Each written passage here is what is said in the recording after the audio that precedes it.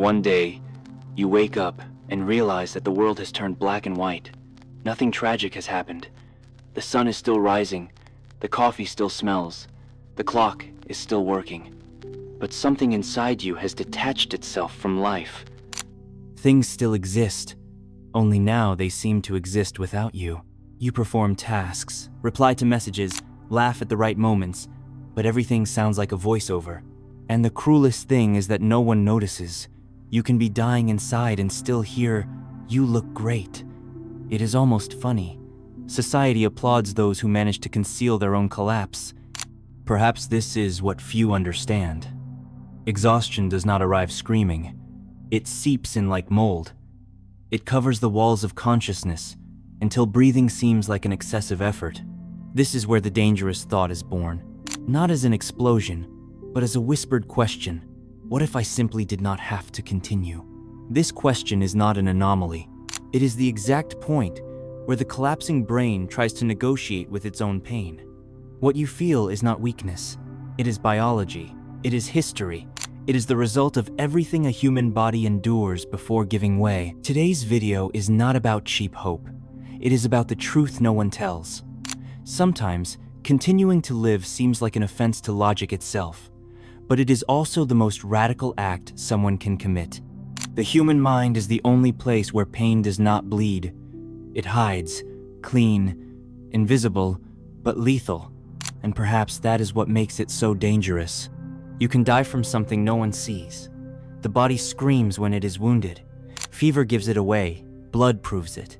But when what is rotting is the thought, suffering disguises itself as normality. You keep replying to messages, paying bills, smiling, and the more you function, the more others believe everything is fine.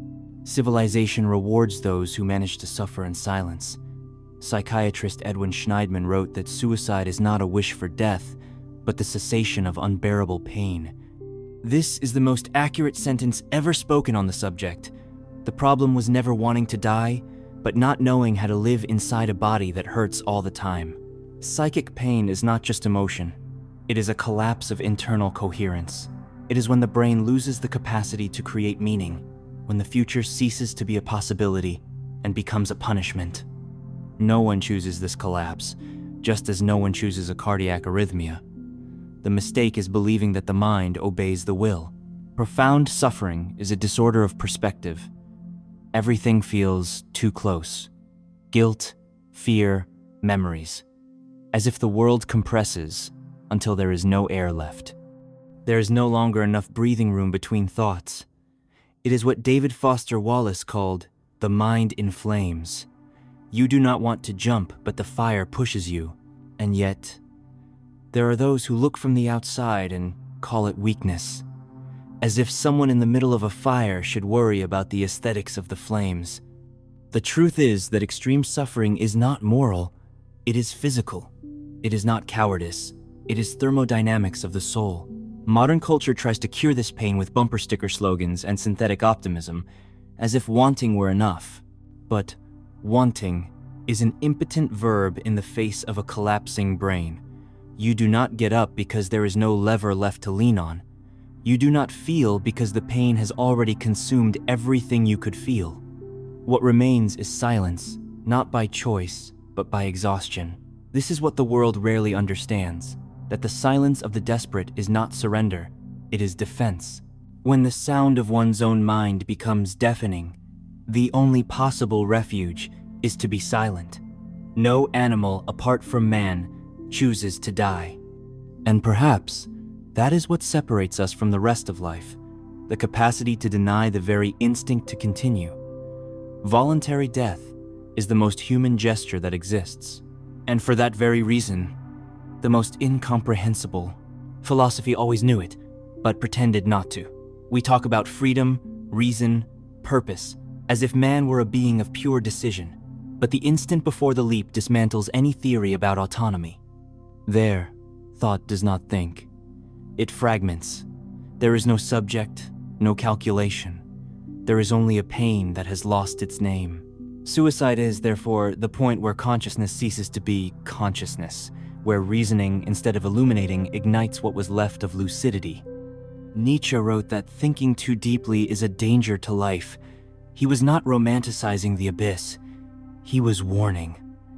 There is a limit of depth at which thought ceases to be a tool and becomes poison. At that limit, time contracts.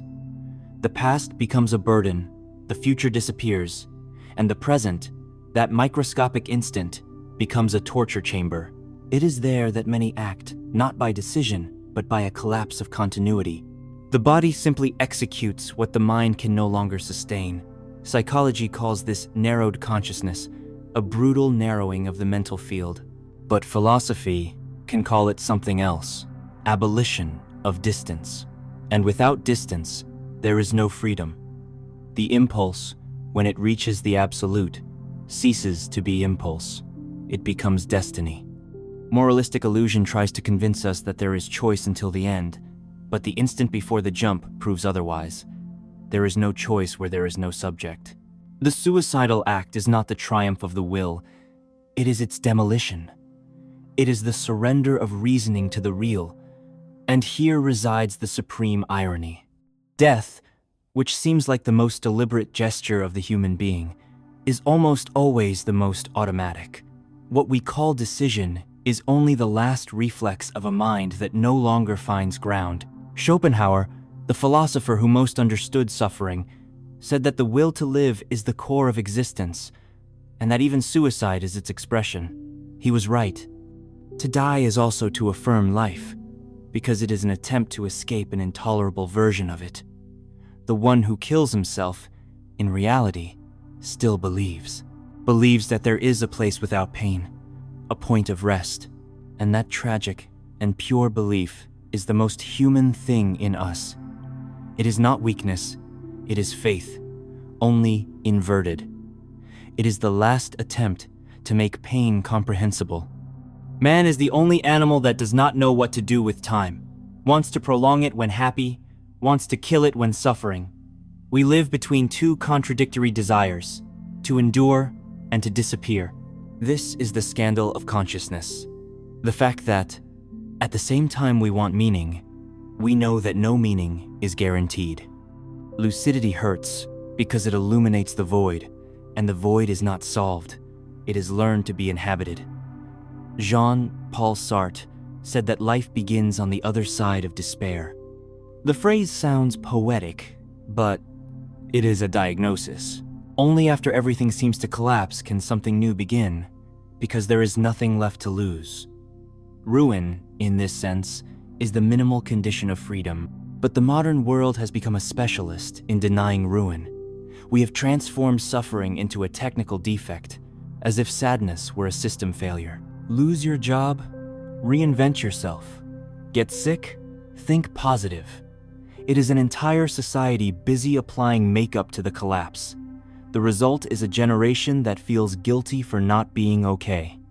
A new type of despair, the despair of not being able to suffer. And it is at this point that philosophy becomes a tool for survival. Nietzsche called this amor fati, the love of one's fate, not in the sense of accepting everything with resignation, but of recognizing that pain is also a form of life. He said, "I want to learn to see the necessary in things as beautiful, then I shall be one of those who makes things beautiful." This is the most difficult practice there is, transforming tragedy into material for lucidity. Everyday life is full of these small opportunities, waiting at the doctor's office, the silence after a fight, the Sunday that seems endless. All those moments when time crawls are invitations to consciousness. Philosophy does not begin in Athens. It begins in the bank line, in traffic, in boredom, in the gap between what you expected from life and what it actually gave you. Psychology calls this frustration tolerance. Philosophy calls it adult life. Wisdom is not the end of pain, but the ability to continue even without reason. Meaning is not found, it is manufactured. And the work of manufacturing it is done one day at a time. Therefore, one more day is not an optimistic slogan. It is a philosophical operation, choosing to continue without guarantees, to keep living without promising, and to understand there is no great revelation waiting, only the simple act of remaining. Camus said that the true heroism is to continue existing even when logic no longer justifies life. The modern hero does not carry a sword. He gets out of bed, and that is enough. It is not love that sustains the human being. It is belonging. The feeling that somewhere in the world there is a place where your presence is not a nuisance. Philosopher Martin Heidegger said that man is a thrown being. We are born without a map, without a manual, cast into a world that did not ask for us. And since then we spend our lives trying to prove that we deserve to be here. This is what civilization feeds on, the desperate attempt to justify one's own existence. Those who surrender, often, do not succumb from lack of love, but from exhaustion of fighting to deserve it. And this is where the uncomfortable truth begins. No one kills themselves from an excess of pain, but from an absence of shared meaning. When life stops having a mirror, the self disappears. Aristotle already said that the isolated man is either a beast or a god. None of us is God. Therefore, isolation is a kind of slow death, an invisible amputation. Modernity, with its toxic independence, elevated isolation to the status of a virtue. We call the act of enduring everything alone strength. But strength, without a witness, is just poorly disguised suffering. Psychology confirms what philosophy already knew millennia ago. Suicide grows in direct proportion to social isolation. What reduces pain is not the solution to the problem, but the presence of someone who listens. The human voice is the antidote to the abyss. But there are other less visible supports. There is competence, the act of perceiving oneself capable of acting upon the world. Despair is born when the individual stops recognizing himself as an agent. And the simple gesture of rebuilding something, fixing a drawer, cooking, writing, planting, restores the impression of existence. Nietzsche called this the will to power, the vital force that insists on expressing itself even among the ruins. He wrote, "Life is not an argument, but it is what best refutes nothingness." The third pillar is autonomy, not in the sense of independence, but of direction. Living without direction is the quietest hell that exists. And regaining the power to choose, even something minimal, is reinstating dignity. Even a prisoner can choose what to think in front of his cell. And that choice, however small it may seem, is a form of eternity. These three elements, connection, competence, and autonomy, are the beams that support the psychic house. Remove one, and the roof begins to yield, but replace any of them, and the ground exists again. Therefore, the task of staying alive is less heroic than it is artisanal. It is not about faith, nor about courage.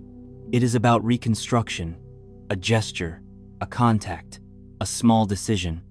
Philosophy is only useful for something if it can fit into a body. And when life seems intolerable, thought must be practical.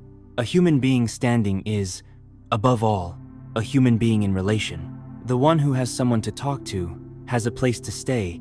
Every human being is a survivor, disguised as normality. On the outside, we continue with the tasks, the routines, the automatic gestures. Inside, the structure is always under reconstruction. Columns mended by decisions no one sees. Life is, above all, an improvisation that worked out well.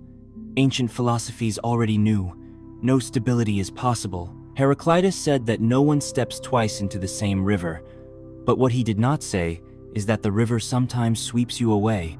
And it is in that sweeping away that the human being discovers his only real virtue, that of remaining, even when meaning evaporates. The truth is simple and cruel. There is no redemption, only continuity. There is no finish line. There is only the blind movement of one who insists. And this insistence, however banal it may seem, is the foundation of all greatness. It is what the ancients called ethos, the character forged by the repetition of effort. The man who continues is not the one who believes. He is the one who resists. All attempts to put an end to pain are attempts to put an end to time. But time, that silent adversary, always wins. It corrodes, erases, transforms. And paradoxically, it is this slow destruction that heals. What is unbearable today is a memory tomorrow, and the day after tomorrow is just form. The human mind does not overcome, it reorganizes. Suffering, when survived, changes its function. It stops hurting and starts instructing. The crack is not a defect, it is a method. It is the flaw that allows readjustment, the place where new air enters.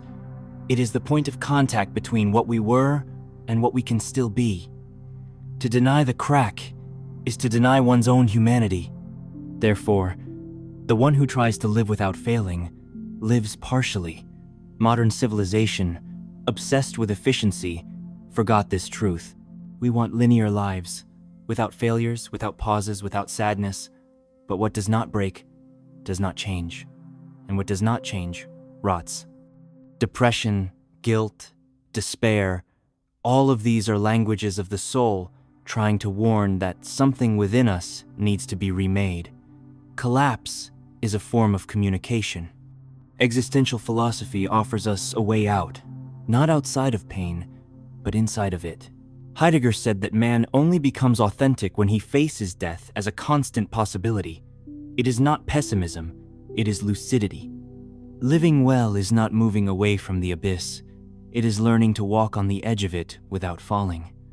The one who understands this comprehends the true size of courage. The meaning of life is not a place to arrive, it is a relationship to sustain. It is built in conversation, in the task, in the work, in attention. It is the dog that recognizes you, the friend who replies to you, the text that saves you for one night. It is tiny, almost invisible. But it is enough, because meaning does not need to be eternal. It only needs to last until tomorrow. And when tomorrow comes, you rebuild it again. That is the trick. Not seeking permanence, but return. The true hero is not the one who defeats pain, he is the one who reappears after it. Everything said so far converges on a single law. Existence is made of flaws, and flaws are the price of consciousness. To be human is to endure the crack without letting yourself be completely broken. It is understanding that fragility is not the opposite of strength, it is its condition of possibility. Therefore, suffering is not a system error, but the very engine of becoming. It is the force that tears, but also the one that pushes. Pain is the hammer that sculpts the being. Without it, there is no depth, no alterity, there is no form. The Japanese poet Kintsugi restored broken ceramics with gold, transforming the cracks into ornament. The mended vase did not hide the damage, it made it precious. Philosophy is the kintsugi of the soul, what reflects and reconfigures what has been broken. And perhaps this is what remains to be said, with all possible clarity. You are not broken, you are under construction, and all living work is imperfect. The crack is the signature of existence. As Sioran, the thinker who transformed despair into lucidity, wrote, "Life is bearable only in the measure that we do not give it meaning, and it is precisely in that void, in that unexplained interval, that something sacred occurs. The simple fact of being here, now, breathing, against all probability. The light does not enter despite the crack. It enters because of it. You made it this far. That already says a lot about you." If this video moved you, if you felt that something was said here that the outside world does not usually say, then maybe it is time to become a part, not just to watch, but to sustain this space. Become a channel member. It is the most direct and powerful gesture you can make to keep this voice alive, the one that speaks to you without pretending, without sugarcoating the pain, without hiding the truth. Members help fund this work and, in return, get access to exclusive content, more intimate reflections, and the possibility to actively participate in what we build here. Just by watching this far, commenting sincerely, sharing this video with someone who needs to hear it, you are already sustaining this community, and that does not go unnoticed.